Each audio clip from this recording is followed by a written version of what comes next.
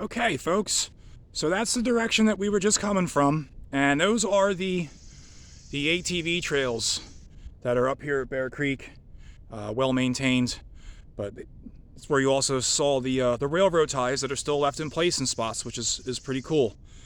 So then we come to this area here, and it is just regular old rail bed. And we have the coal and slag and the typical rail bed foundation that you would find. So again, this could have had an engine on it. This could have been mule and carts. We're a little bit up there, not too much, but this is definitely a rail bed right here. It slopes down, and then it goes into the side of the mountain. So let's take a quick walk. We got a couple of mines down here. We're not going to go in, obviously. That's not my thing. I'll save that for the other guys. But we can get a little closer to the entrances of these than we could in that last really huge one. That thing was daunting. I tend to get vertigo a lot, pretty easily, in situations where I'm on an edge and the ground is kind of soft, and that was the condition at that last mine. It just didn't feel safe on the edge. It's one thing to stand on a stone ledge, but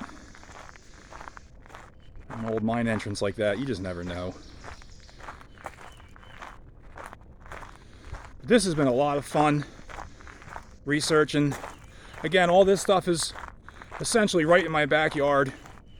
I actually worked at Bear Creek for a number of years. And, I knew this stuff was up here, but I never knew this stuff was up here. So I'm glad to be discovering this. And I'm glad to be bringing you guys along with, so that you can discover it with me. We're coming up on the last mine that I want to show you. There's also some stonework right there, as you can see. Some more over here.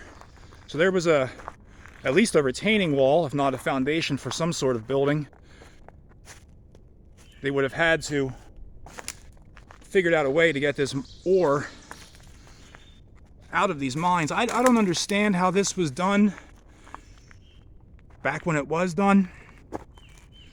I'm only used to seeing more modern coal mines that have all the buildings and breakers, and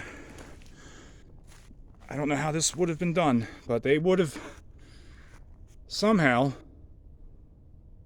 pulled the ore out of these mines and got it up to whatever rail they were using, be it steam engine or mules. I'm not going to go down there any farther, but that's another mine right there. Just a remarkable area. A lot of ores come out of Berks County. Quick interesting fact, not far from here, they used to mine red and yellow ochre, which would be ground up and sent to Easton, to the Crayola company. That's going back quite a years, and that's just a story that I was told, but interesting nonetheless.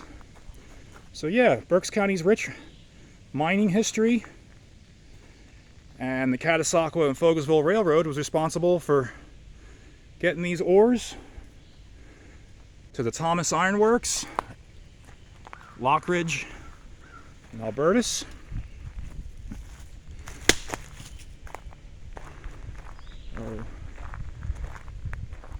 Hope you guys enjoy this one, and we'll see you next time.